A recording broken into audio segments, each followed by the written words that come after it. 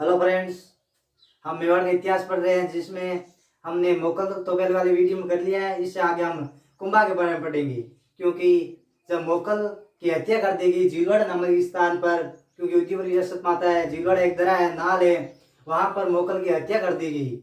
हत्या चाचा मेरा और मेपा पुआर, चाचा और मेरा यानी हमने पढ़ा था सेतर सिंह या खेता। खेता के समय एक दासी थी खातिन, खातिन के पुत्र थे चाचा और मेरा। उन्होंने मोकल की हत्या कर दी और हत्या करने के बाद वे माँ यानी राणा कुंभा को चित्तौड़गढ़ लाया गया और चित्तौड़गढ़ में राज्याभिषेक किया गया। तो उस टाइम राज्याभिषेक हुआ कुंभा का, तो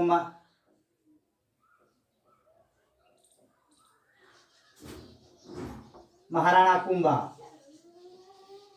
कुंभा जब शासक 1433 ईस्वी में बने और 1468 ईस्वी में कुंभा की मृत्यु हो गई।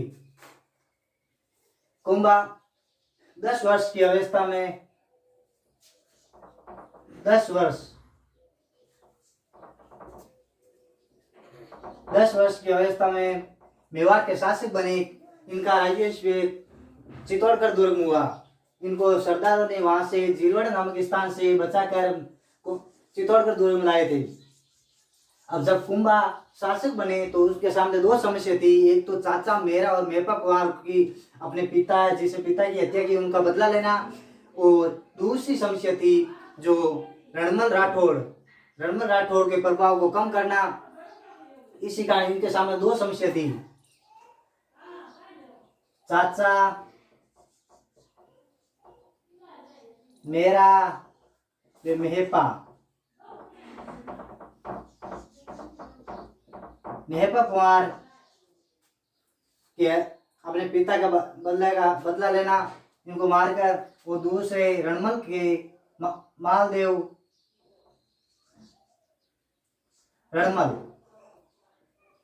रणमल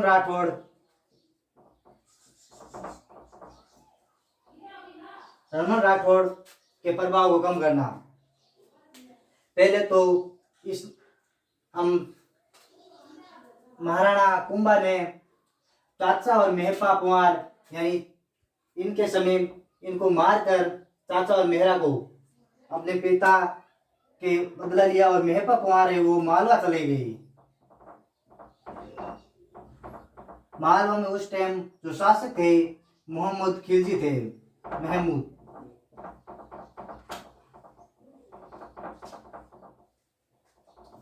तो महाराणा कुंभा ने मोहम्मद खिलजी को कहा कि मेहपा पुआर को मेरे पास मुझको सौंप दो।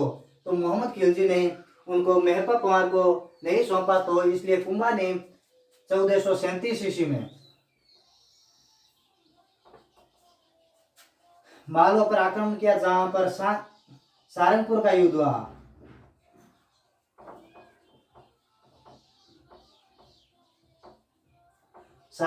युद्ध हुआ। तो और दूसरे है वो रणमल के प्रभाव, रणमल राठौड़। तो इस महाराणा कुंभा की दादी हंसाबाई को यह प्रतीत होने लगा कि मेवाड़ अब विपन्न स्थितियों में है। इस कारण हंसाबाई ने मालवा से चुंडा को वापस बुला लिया और रणमल के प्रभाव को कम करने के लिए इसलिए 1438 ईस्वी में रणमल की हत्या कर दी गई, क्योंकि रणमल की हत्या एक हंसाबाई की दासी थी बारमली की सहायता से रणमल राठौड़ की हत्या कर दी गई, क्योंकि रणमल राठौड़ ने जो मारवाड़ को अपने कब्जे में लेना चाहता था और महाराणा कुंभा को मारना चाहता था। इसलिए इसने बारमली को कहा कि कुंभा को जहर देकर मार दे और मैं राजा बन जाऊंगा और तुम्हें यहाँ की राजकुमारी बना दूंगा।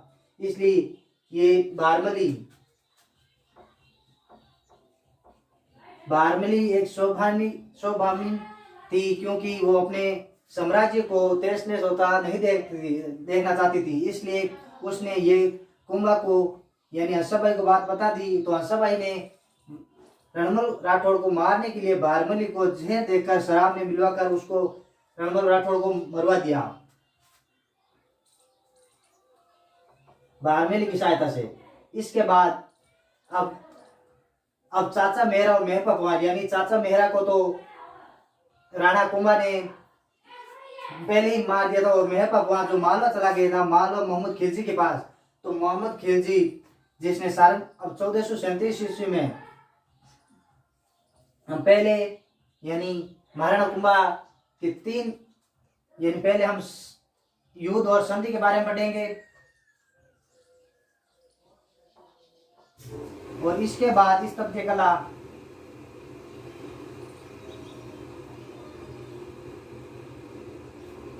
कला और 30 नंबर हम सांस्कृतिक बारे में पढ़ेंगे। सांस्कृतिक महाराणा कुंभा की सांस्कृतिक पहले हम युद्ध और संधि के बारे में पढ़ लेते हैं, उसके बाद हम स्थापत्य कला के बारे में पढ़ेंगे और उसके बाद हम सांस्कृतिक यानी महाराणा कुंभा कौन कौन से जो साहित्य है उनके विद्वान थे उसके बारे में पढ़ेंगे। तो हम युद्ध और संधि के बारे में पढ़ते हैं पहले।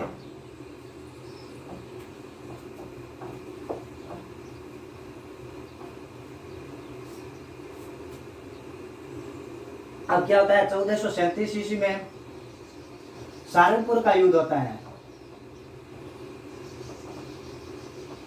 सहारनपुर का युद्ध सहारनपुर है वो एमपी में कहीं पर से गुजरात में भी होता है लेकिन गुजरात में नहीं है, ये एमपी में है सहारनपुर का युद्ध। सहारनपुर है ये महाराणा कुंभा और मालवा के शासक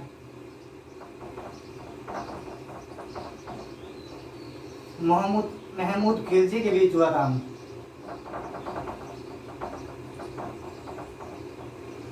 महमूद खिलजी के बीच में होता जिसमें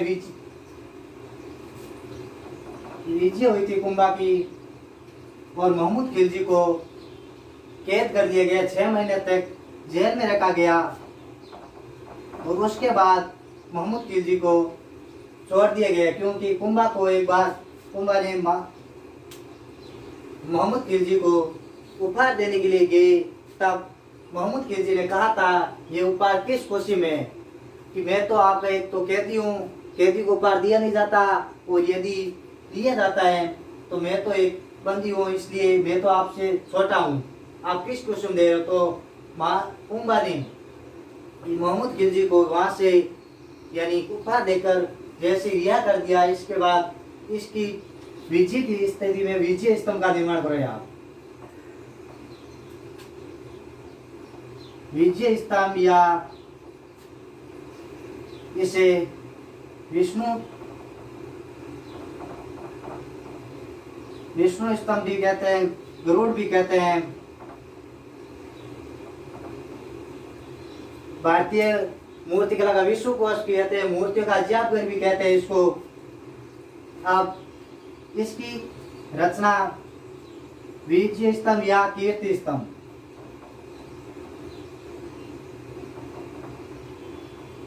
इसे हम स्थापत्य कला के बारे में पढ़ेंगे तब इसको हम डिटेल से बात करेंगे विजय स्तंभ।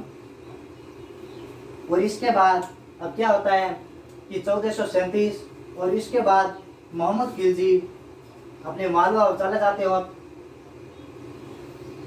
1456 ईस्वी में दोनों के बीच में मालवा के शासक और गुजरात के शासक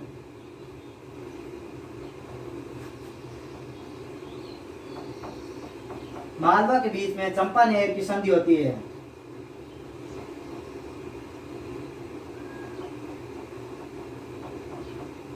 कौन सी संधि होती है? चंपानेर की संधि होती है। चंपानेर संधि के अनुसार गुजरात के शासक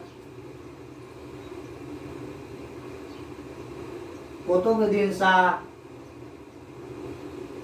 और मालवा के शासक महमूद खिलजी के मध्य संधि होती है कि दोनों का उद्देश्य है कि महाराणा कुंभा को हराकर यानी मेवाड़ राज्य को आपस में 2 भागों में बांट देना।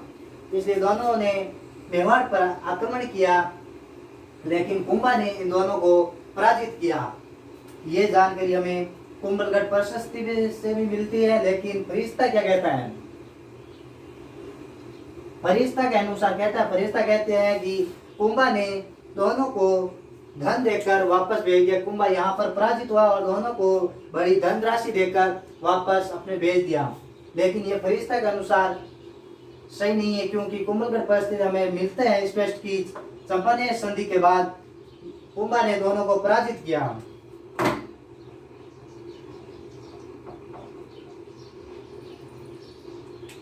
इसके बाद अब मोहम्मद खिलजी वापस जब 1457 ईस्वी में मेवाड़ पर आक्रमण करते हैं,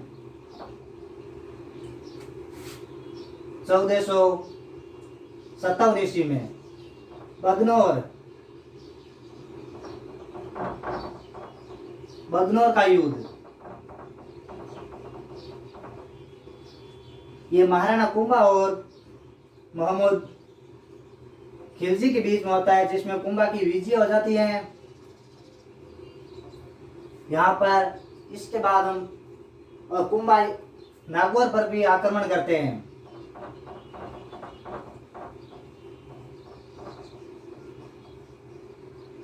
कि हमने पहले वाले वीडियो में पढ़ा था कि मोगल ने नागौर पर आक्रमण किया 1428 ईस्वी में और वहां के शासक फिरोज खां को पराजित कर दिया। फिरोज खां की सहायता जो गुजरात के शासक थे अहमद शाह ने इसकी सहायता की नागौर की। लेकिन अब फिरोज खां की यहाँ पर मृत्यु हो जाती है और फिरोज खां के दो पुत्र थे, शम्स खां और मुजैद खां।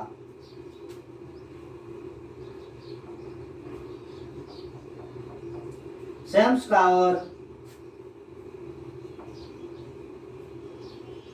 मुजैद खां। मुजैद खां ने शम्स खान को नागौर की गद्दी से हटा दिया और अब खुद स्वयं वहां का नागौर का शासक बन गया। तो शम्स खान यहाँ से राणा कुंभा की दरबार में जाते और कुंभा से सहायता मांगते, तो कुंभा इधर शम्स खान की सहायता करते और मुजैद खान यहाँ से गुजरात के शासक यानी गुजरात के शासक के पास कुतुब ऐबक के पास जाते हैं, क्योंकि यहाँ पर शम्स का कुंभा के पास चला गया तो मुजैद खान यहाँ गुजरात के शासक के पास चला गया। कुंभा ने शम्स खान की सहायता करके नागौर का शासक बना दिया। इनके मध्य संधि हुई कि शम्स खान और कुंभा की संधि हुई कि शम्स खान कहा गया कि आप नागौर की किला की मरम्मत नहीं कराएंगे। तो शम्स खान ने जब शासक बनने के बाद नागौर किले की मरम्मत करानी शुरू की, तो कुंभा ने नागौर पर आक्रमण करके शम्स खान को यहाँ से हटा दिया और मुजैद खान को यहाँ का वापस शासक बना दिया। और शम्स खान यहाँ से और उस कुंभा को कहीं पर मिलता है, कुंभा ने यहाँ पर बड़ी खाई खुदवा दी और यहाँ नागौर को चारागाह के रूप में बदल दिया। और ये कुंभा के युद्ध हो गया। अब संधि के बारे में पढ़ेगा कि कुंभा के समय मेवाड़ और मारवाड़ के बीच में संधि हुई थी।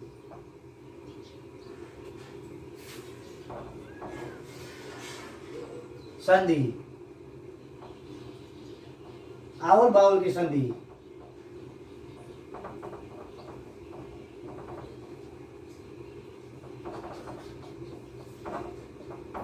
वंशी आवल बावल की संधि कब हुई? 1453 ईस्वी में। मारवाड़ और मेवाड़ के मध्य, क्योंकि जब रणमल राठौड़ की मेवाड़ में हत्या हो जाती है तो वहां पर जोधा भी मेवाड़ में उपस्थित थे, तो उसको पता चल जाता है कि रणमल की हत्या हो गई। तो वहां से जोधा भागकर यानी बीकानेर की कोहिनी नामक स्थान में शरण लेते हैं।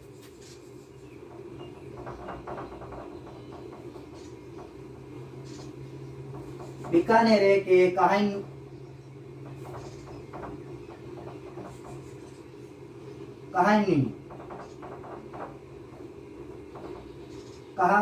काहू नामक स्थान पर शरण लेते हैं। और यहाँ से जब कुंभा ने यानी जोधा के पीछे अपनी सेना लगा रखी थी, ये जब 1453 ईस्वी में हंसाबाई के माध्यम से हंसाबाई।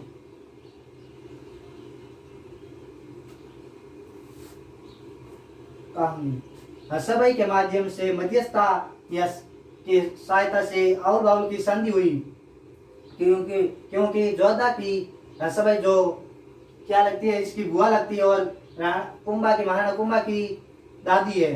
तो इनकी मध्यस्थता से और बाहुल की संधि हुई और यहाँ सोजत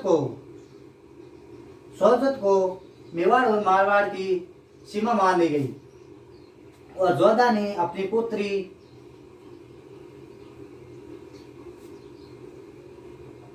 शृंगारी देवी का विवाह शृंगारी देवी का विवाह रायमल के साथ किया, जो कुंभा के पुत्र थे।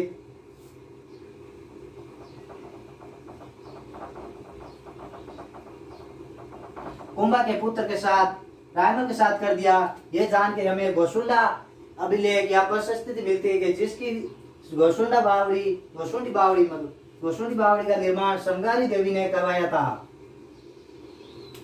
यहाँ से अब स्थापत्य कला के बारे में पढ़ेंगे।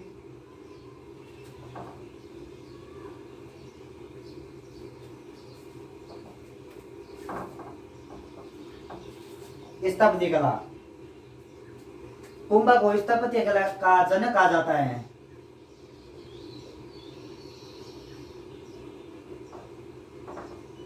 स्थापत्य कला का जनक कुंभा को कहा जाता है।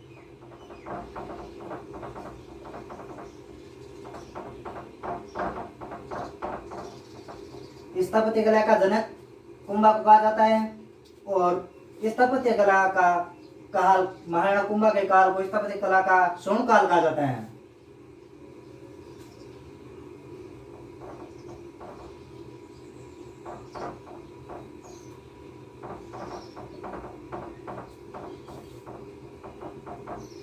स्वर्ण काल, कुंभा के काल को स्थापत्य कला का स्वर्ण काल कहा जाता है। अब हम कि यानी स्थापत्य कला, इसमें कहा गया है कि कुंभा ने श्यामल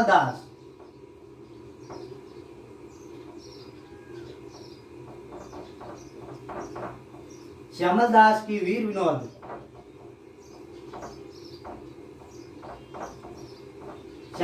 वीर विनोद के अनुसार महाराणा कुंभा ने 84 दुर्गों में से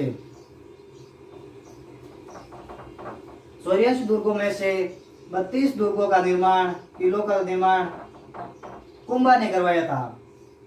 84 दुर्गों में से 32 दुर्गों का निर्माण कुंभा ने करवाया था, जिसमें हम पढ़ते हैं विजय स्तंभ, जैसे कीर्ति स्तंभ, विजय स्तंभ, इसे कीर्ति स्तंभ भी कहते हैं।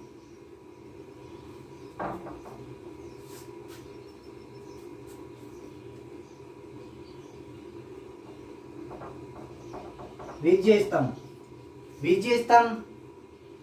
स्तंभ का निर्माण महाराणा कुंभा ने अपने मोहम्मद खिलजी यानी शाहजहांपुर के युद्ध में मोहम्मद खिलजी को परास्त करने के बाद विजय स्तंभ का निर्माण करवाया था। विजय स्तंभ का निर्माण 1440 से लेकर 48 के मध्य करवाया गया था। विजय स्तंभ चित्तौड़गढ़ में है।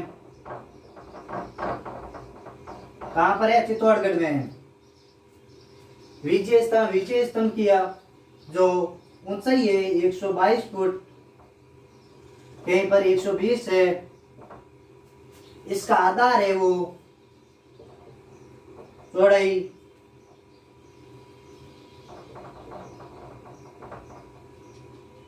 आधार 30 फुट है।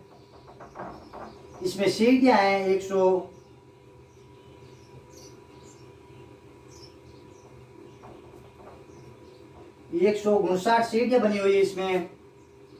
ये 9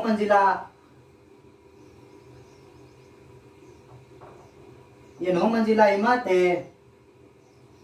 9 मंजिला इमारत है। इसका निर्माण महाराणा कुंभा ने करवाया था और इसमें वास्तुकार है इसका वास्तुकार जेता,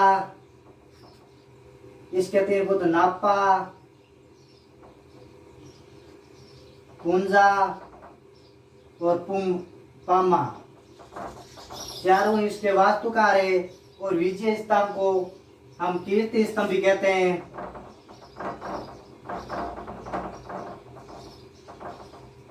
कीर्ति स्तंभ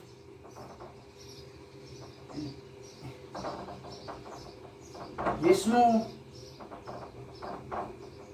गरुड़, विजय गरुड़, मूर्तियों का अजयाबगर, भारतीय मूर्तियों का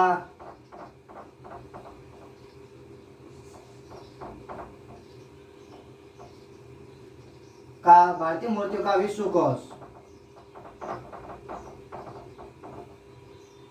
भारतीय मूर्तियों का विश्वकोश कहा जाता है।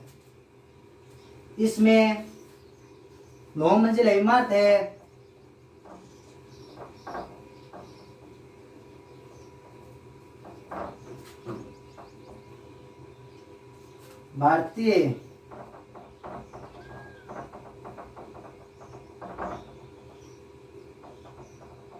भारतीय मूर्तियों का विश्वकोश, इसमें 9 मंजिला इमारत है, जिसमें 8वीं मंजिल है, इसमें कोई भी यानी मूर्ति नहीं रखी हुई है। और 30वीं मंजिल में 9 बार फारसी भाषा में अल्लाह लिखा हुआ है। 30वीं मंजिल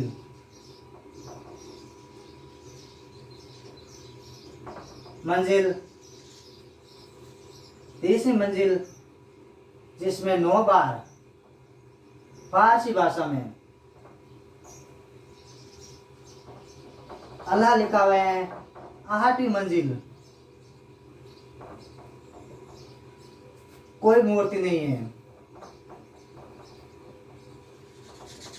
कोई मूर्ति नहीं है। अब विजय स्तंभ है, जिसका यानी इस पर पहला डाक मतलब डाक टिकट जारी हुआ है। राजस्थान में पहला डाक टिकट जारी हुआ विजय स्तंभ पर हुआ है 15 अगस्त 1949 को 1 रुपये।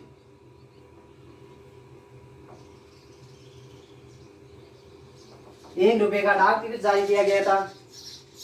और ये इसका विजय स्तंभ यानी इसको कीर्ति प्रशस्ति की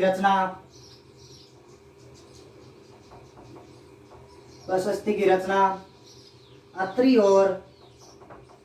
अत्रि और उसके पुत्र महेश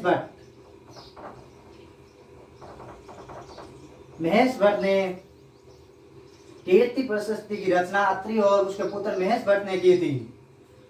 और ये इसका विजय स्तंभ है। विजय स्तंभ माध्यमिक शिक्षा बोर्ड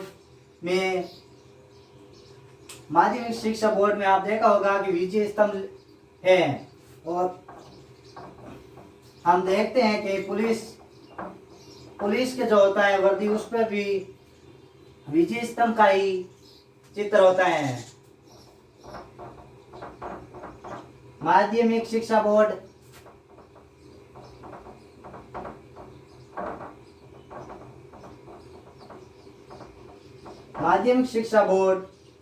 और पुलिस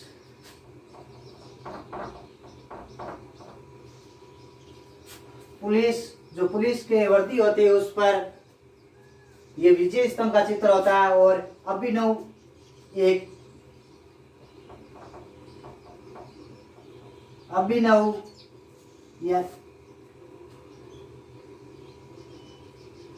संगठन, जो ये अभिनव संगठन है, उसका भी जो चित्र है वो विजय स्तंभ का है। जो यानी ये अरविंद घोष जिसका संगठन है उसका है। इसके बाद विजय स्तंभ है। विजय स्तंभ एक जैन कीर्ति स्तंभ भी है, जो चित्तौड़गढ़ में 7 मंजिला इमारत है।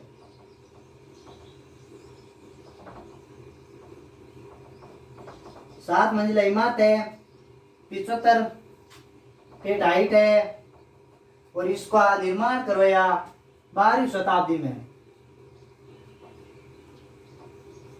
12वीं शताब्दी में इसका निर्माण करवाया गया जीजा शाह बघेलवाल।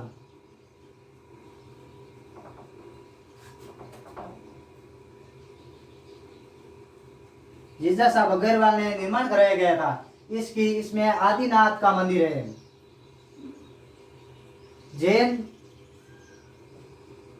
जैन आदिनाथ ऋषभदेव जी को समर्पित है यह मंदिर है जगह, जिसको आदिनाथ स्मारक भी कहते हैं इसको। 12वीं शताब्दी निर्मित है। अब क्या है, विजय स्तंभ है। विजय स्तंभ की तुलना कुतुब मीनार जेम्स टोड है, colonel James Tod Qutub Minar से की है।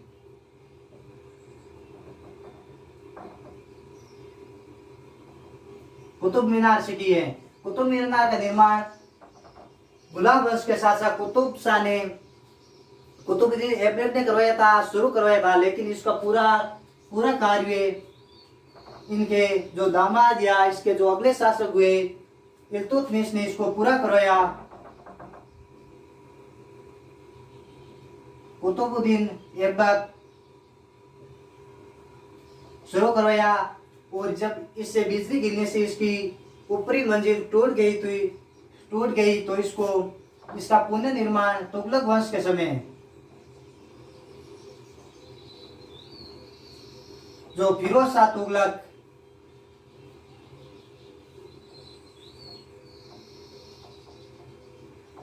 तुगलक ने इसकी ऊपरी मंजिल बनवाई और इसका पुनर्निर्माण करवाया गया फिरोज शाह तुगलक द्वारा। ऊपरी मंजिल 5वीं मंजिल फिरोज शाह तुगलक ने बनाई थी। इसका निर्माण कार्य कुतुबुद्दीन ऐबक ने शुरू करवाया और इल्तुतमिश ने वो पूरा किया। यह है कि इसकी हाइट है 240 लगभग 240 फुट इसकी हाइट है। ये 5 मंजिला इमारत है। इसकी हाइट है जगह 240 लगभग 239.5 यानी 240 है। और इसके बाद इसे विजय स्तंभ की एक बार की आसमानी बिजली गिरने से विजय स्तंभ की ऊपरी इमारत जो क्षतिग्रस्त हो गई थी, जो स्वरूप सिंह के समय महाराणा स्वरूप सिंह ने इसका पुनर्निर्माण करवाया ऊपरी मंजिल का।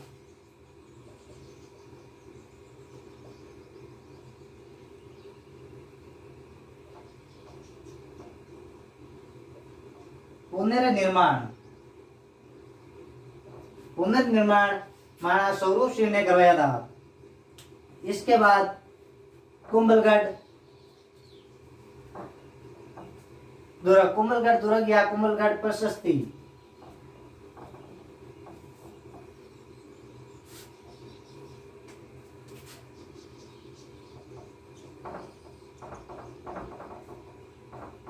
कुंभलगढ़ दुर्ग का निर्माण 1442 ईस्वी से लेकर 56 तक चला था। कई पुस्तकों इसका निर्माण 1453 से लेकर 58 तक मिलता है। ये 1442 से इसका निर्माण कार्य शुरू करवाया गया और 56 में इसका निर्माण कार्य कुंभलगढ़ दुर्ग का पूरा हो गया। इसका वास्तुकार मंडन, जिसको वास्तुकार यानी ये कुंभा के समय एक वास्तुकार था जिसने इसका इसका नक्शा बनवाया था कुंभलगढ़ दुर्ग का। और इसके जो कुंभलगढ़ प्रशस्ति है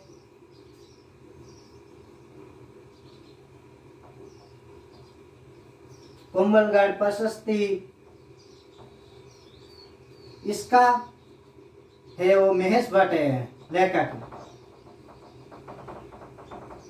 महेश भट्ट ने कुंभलगढ़ प्रशस्ति की रचना की थी। अब कुंभलगढ़ दुर्ग, इसके बाद हम अचलगढ़ दुर्ग का पुनर्निर्माण कराया गया।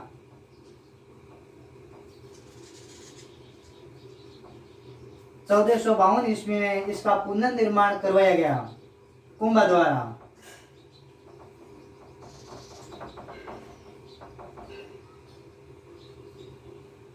कुंभा के द्वारा 1442 ईस्वी में इसका पुनर्निर्माण करवाया गया। अब इसमें कुंभलगढ़ है, अचलगढ़ दुर्ग में एक ओझा रानी का महल है, ओझा रानी का महल है। अचलगढ़ दुर्ग है वो सिरोही में, आबू सिरोही।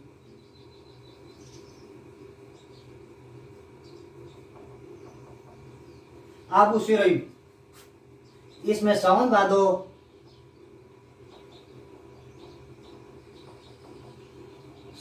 झील हम पढ़ते हैं कि सावन भादो एक जो करणी माता है, करणी माता के मंदिर में कड़ई है जिसका नाम भी सावन भादो है। और डिग में यानी डिग भरतपुर में महल है सावन भादो, और कोटा में सावन भादो परियोजना भी चलाई जा रही है। इसके बाद एक बसंती दुर्ग का निर्माण कराया, बसंतगढ़ गढ़ या बसंती दुर्ग।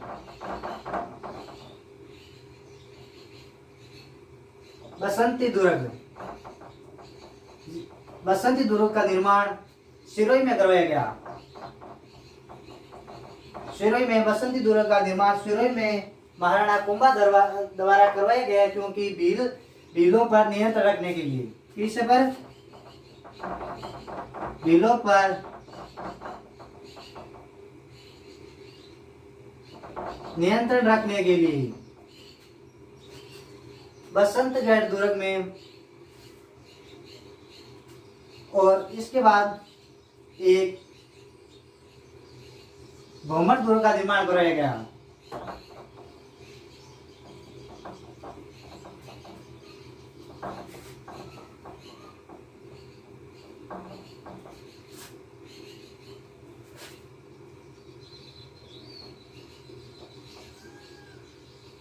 भौमर दुर्ग का निर्माण करवाया गया। इस कुंभा के द्वारा भौमर दुर्ग, बसंतगढ़ दुर्ग यानी इसका निर्माण कराया जो भीलों पर नियंत्रण रखने के लिए। भीलों पर नियंत्रण रखने के लिए भौमर दुर्ग का निर्माण मेर जनजाति पर नियंत्रण रखने के लिए भौमर दुर्ग का निर्माण कराया गया। आज महाराणा कुंभा की स्थापत्य कला के बारे में पढ़ लिया है, और अगले वाले वीडियो में हम जो कुंभा की सांस्कृतिक विकास यानी जो